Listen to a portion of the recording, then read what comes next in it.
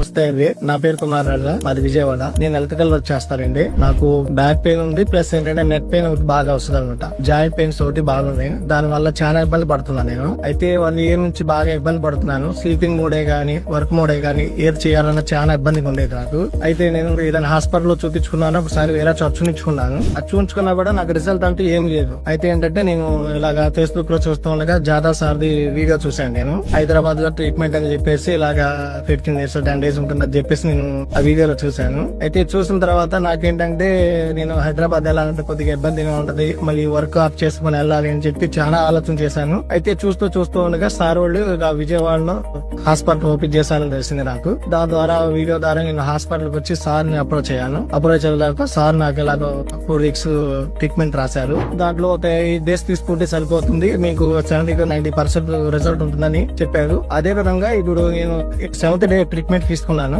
అయితే ఇప్పుడు దాకా ఆ ట్రీట్మెంట్ ఏంటంటే నేను అంతకుముందు ఎంతైతే ఇబ్బంది పడ్డానో ఆ ఇబ్బంది నుంచి ఇప్పుడు 80% to 90% రిజల్ట్ ఉంది నాకు. నేను ఏ వర్క్ అయినా ఫ్రీగా చేసుకోగలుగుతున్నాను.